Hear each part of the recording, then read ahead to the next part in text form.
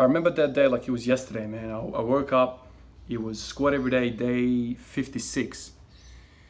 So very early on in the journey. I woke up and, I had the day off work, and I was trying to get ready to go to the shed and work out. And as I usually do, I usually put the phone on and I listen to something as I kind of warm up and prep and whatever, put the shoes on. And I clicked the YouTube app, and the first thing that popped up was this breaking news about Kobe Bryant dying in a helicopter crash. Initially, kind of like the 9/11, I remember when 9/11, when I first learned about that, I woke up before school and I was, went to the living room and turned the TV on to kind of watch Dragon Ball Z, man, before school. And every channel was like just playing this movie. I remember at the time thinking like, who the hell, why is it playing, why are these guys playing a movie so early? And I started flicking through the channels, and I soon realized that it was no movie.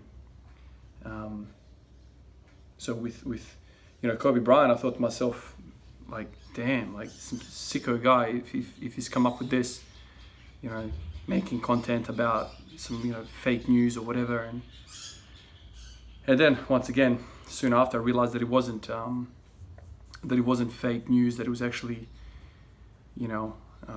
a reality. And I remember thinking to myself, I remember feeling numb.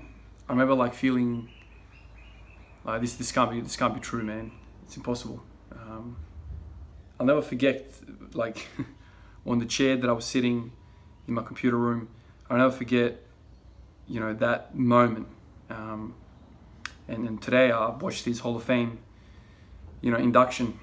His wife gave the speech, and it's just incredible. Straight after that, I watched the Tim Duncan one and Kevin Garnett, and straight after I listened to those, I automatically clicked for like the 10th time to watch the Michael Jordan speech after Kobe's passing on that memorial day that they had. I think it was the Staples Center. It was one of the most powerful speeches I've ever certainly heard. Very close to home. Grew up playing basketball, man. Like, these three guys, Kobe, Tim Duncan, Kevin Garnett, like these were my superstars, right? Like, they were kind of kicking ass during my teenage years. And so that's when I was playing basketball. That's when I was all about basketball. That was my hopes, my dreams. So I watched these guys. I kind of like studied these guys. I was inspired by these guys, and here they are going to the Hall of Fame, man. Like, so many emotions. But like, the first thing is, it's like, man, I'm getting old. These guys are retiring. Like, my superstars are retiring, and all these new guys now that are coming through. Even though it's amazing what the NBA is right now, it's different, man. It's different to what I kind of grew up. So it's kind of always a shock to see, teams score 130, 150 points in regulation. I'm not used to that. But time's passing, man. Time's ticking along, always ticking along. One of the things that I always talk about, to people is like, having kids. It's like the greatest thing that's ever happened to me. But they grow so quickly. For a year for them is incredible. There's so much development, so much learning. But for a year, for me, going from 31 to 32, it's like nothing's happened. I'm still squatting 180 times one. You know what I mean? Like, I'm still kind of like maybe a little bit higher of a pay bracket than last year. I'm getting $2 more than last year per hour. But with these guys, the youngsters, they're just developing so quickly. And so when you see, Hall of Fame induction speeches, when you see your kids grow up, you just kind of have this like, I don't want to say it's an anxiety, but it's kind of like a, time's ticking, man. Time's ticking. And as Michael Jordan said in that memorial speech, we have to live in the moment, man. You have to live in the moment. You have to enjoy the moment, because sooner or later, like, you're going to realize, Jesus, man, like, I'm 32. I remember, like, my brother-in-law, he said to me, man, I'll never forget that. I was 23, I think it was, 22, 23, something like that. And I remember we were sitting at his house, and he said to me, you watch me, because he was 30 at the time, or 31, something like this. He said to me, just, you watch, man, the next 7 years to do 10, 30 is going to go like this. And certainly went like that. It just went so quickly, start a career, go back to uni, specialize in your career, buy a house, buy a car, full-time work. It's just like this grind. It's like I almost live like roster to roster. It's like, oh, what's this roster gonna be? Where are my days off? Like, what can I? It's just time flies, man. And you add kids into the equation, man, time really, really flies. But Kobe Bryant, man, it's the prime example for me. Because people pass away all the time. People are passing away right now. But you can't really feel for people that you don't really know. I grew up watching Kobe. I felt like I know the guy, even though I don't. He was kind of like an idol to me. So when he passed away, it was like a shock. It was like, oh my God, like death. One of you guys actually last night's video, you wrote a comment that it just resonates with me so much. I forget the name, the fellow that commented, but he said something about having a skull on your desk, on your table where you work, a skull to remind you of death, to remind you of this is the real truth. This is coming for everyone. No matter what, it's coming. And so you can use that idea to kind of like, refocus on what really matters in life or where you're going in life. Because, when you're a kid, man, I guess when you're early 20s and your teens, you feel like 50 years old, 40, 30 years old. Like that's so far in the future, man. Like it feels like it's an eternity, but it comes around quick. So I think as you grow older and older and older, I'm guessing, I'm 32, I'm not a dinosaur, but I'm not 15 either.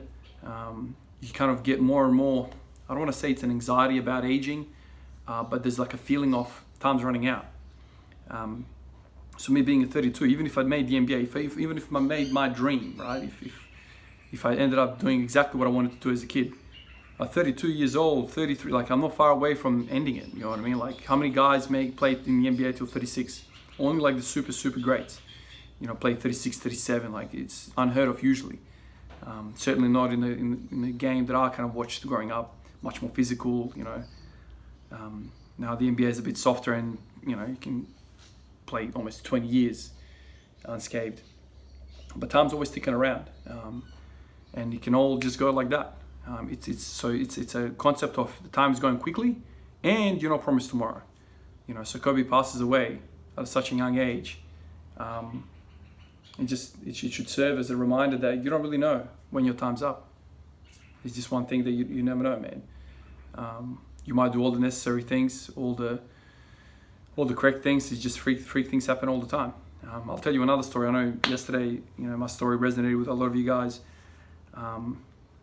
Talking about super, talking about like retirement, talking about all this sort of stuff at work with a few people that have kind of retired in the last year and a half. People are telling me all the time, like, Ivan, you should put a bit more into your super, into your pension. I don't know what, other countries call it.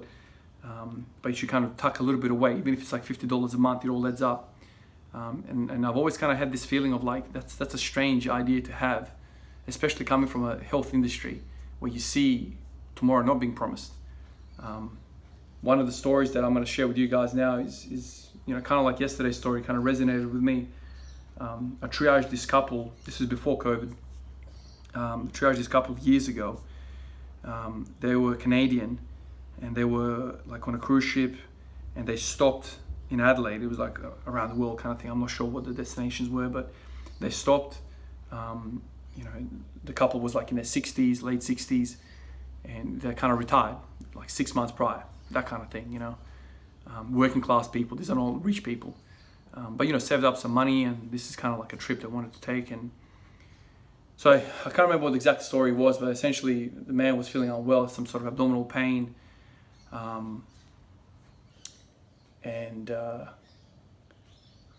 hours down the track, I remember it was a night duty. I triaged him kind of like in the late afternoon, and by kind of the night shift, we worked out that he had cancer. And it wasn't just cancer, in the early stage. It was a very, very advanced cancer. And so he was basically littered with cancer. It was everywhere. It was basically stage 4. And I remember, the whole team, I worked just feeling for him. It seemed like a really nice couple and, good people. They worked all their life worked all their life, man, saved up a bit of money, went on this trip, and then it's like in the prime of their life, if you will, they don't have to go to work. It's like it's time to enjoy. Go on. Kobe Bryant. Go on. The man spends 35, whatever he was, 38 years in the NBA, retires, and you're thinking now he's gonna like take it a bit easier. He can explore some of his artistic side, storytelling, movie making, all that, and just bang, go on. So as Michael Jordan says, man, you gotta live in the moment, man. You have to understand that this is not promised. Death is guaranteed, and that doesn't mean you just take all your money out, go to the casino, and just be an idiot. But you need to kind of keep that in your back of your mind, thinking about how you're going to move through life, because don't waste it. Don't waste it, man. So the conversations related to what we're doing here, I know I'm squatting every day, and some of you guys say it's not the most optimal or whatever, but just make sure you do something every single day to get to where you want to go. It doesn't have to be in the mold. You can do things. You can be a trailblazer. How's that for an idea? Be a trailblazer. Come up with something. Come up with a new training program. Don't just follow. Don't just 5-3-1, 5x5 Texas method. Let's just do a bit of small love. Let's do this, let's do that. Strong lifts. How about you come up with your own thing? It just depends what your goal is. The reason I'm telling you this is because I just feel after watching Kobe's Hall of Fame induction, I just feel like, man, what a life, and what an unfair ending. If Kobe Bryant can just disappear like that in the blink of an eye, so can we. It's just the ultimate reminder that this isn't promised. So this is why, I woke up this morning, I had a shocker night, temperature, much worse than yesterday. It feels really weird because I'm kind of okay during the day, but during the night, man, the cough, just coughing like every second, man. Tends to be like how viruses work, really. Today, you'll see the video at the end of it. I'll tuck it at the end. 60 for a set of 5. I just feel really weak. But I'll just come in and do something. Because even if it's a half step, put a half step in towards your goal. It doesn't have to be a full step or 2 step. Just put a half step in, just a little bit closer to your goal. But never forget that. I know the people closest to my family, I've always said this, kind of like the comment. I think about death a lot. And yes, I work with death a lot. When you work with sick people, you see a lot of death. But I think thinking about that is the most powerful, method of pulling you back into perspective, pulling you back into what you need to be thinking about, scaling everything in your life really well, because, a mature mind understands this isn't forever. So maybe this is too extreme for you to think about death every single day. I know some people that have said this, like, man, that's morbid as hell, man. Like, that's not a healthy mindset. But to me, literally, it makes me happier when I think about this stuff. It just makes me kind of just weigh everything up exactly how I want to weigh it up, and I just plan my day with exactly what I need to do. I don't want to waste time. Don't want to waste it, because it goes by real quick, man. Like my brother-in-law said, 30s are gonna come like this, and I'm thinking to myself, man, if the 20s flew like this, man, my 30s are gonna probably fly as well. My kids are growing up. They're probably gonna start school. They're gonna start playing sports. I'm gonna start driving them every single night. It's gonna be like that. I remember, me and my brother grew up playing basketball, man. There was like 2 training sessions a week for both of us, and 1 each, basketball games. My parents were driving us every single night of the week. It was all on different nights. So, we're just driving around. That's probably what I'm gonna be like as well. So I'm gonna be getting up in the morning, doing my thing here, squatting, going to work, coming back, taking the kids to training, to the sports and whatever. And that's a busy life, man. And it's gonna, run up on you quick. I think time management is important. I think whatever you want to use to kind of make sure you're on the right path, use it. For me, it's the skull, like as the fella said. To me, it's thinking about death. To me, it's thinking about Kobe, my father-in-law that passed away a few years ago. I think about these things, and shit isn't forever, man. Get after it. Don't waste time. All right, guys. Catch you guys in the next one. Peace out.